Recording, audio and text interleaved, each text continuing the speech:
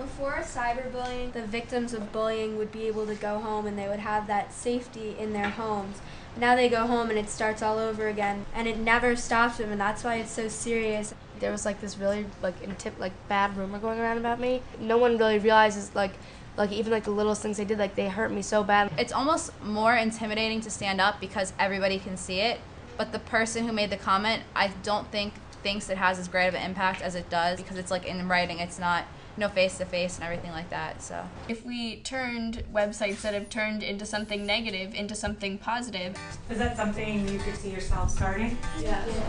I'm really optimistic about this. It's amazing how much a simple tweet, a simple text message, a simple status update can do to help change the world. I like you, Akshay.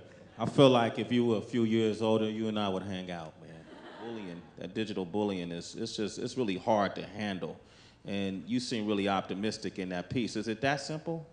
Misconception is that it is simple. It's not really simple.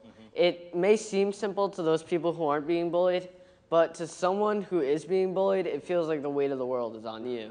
Sarah, let me ask you, have you ever seen a hate speech or an example of bullying or harassment online? It's truly unfortunate that in Facebook with many high school students, you come across everyday derogatory comments posted on pictures. And the worst part is these comments are often from friends, this friendly fire almost. You see this hate speech coming from people that you know and that you thought cared about you. When you use these derogatory terms, you're throwing them around like they're nothing. And I believe that's one of the problems with our age group is that we don't really know the full extent and the full knowledge of a word. And I agree with you on that, Akshay. What is the difference between being an upstander, if you will, someone who takes action, and a bystander? I believe by being an upstander is when you notice something's wrong and you let the people that you believe will actually listen to you, let them know that what's right and what's wrong, and just to reevaluate the situation. Yeah, I just wanted to remind people about the phrase, silence is compliance. So it's pretty much if you see something like gum on the floor, it's no importance to you, but if you see someone being bullied, whether it's online or it's out in the streets or whatever, if you don't say anything, it's oh, there's nothing important about that, it's just a kid getting hurt.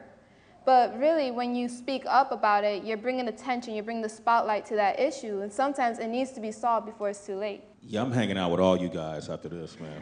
Yeah, that's true. What are some of the ways or tactics we can use to create a more positive experience online? Bree, what would you say? I feel that if we're already having regular conversations and you call me and we text, I don't need to go online and get that extra feedback from all these people I don't care to hear their opinion about. Bree is not to be bothered. I like that.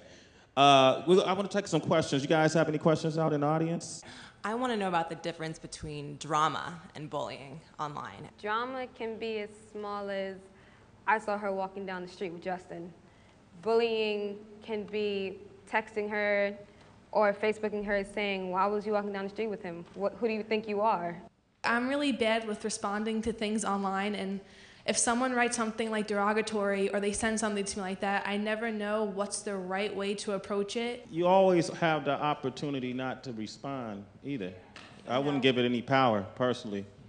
You were in entertainment, people every day are saying something they don't like, and if you give that too much power, you're going to internalize it, and it's just a bother to you. But you can ignore it and simply keep moving. I wouldn't respond to anyone who doesn't have any positive energy towards me.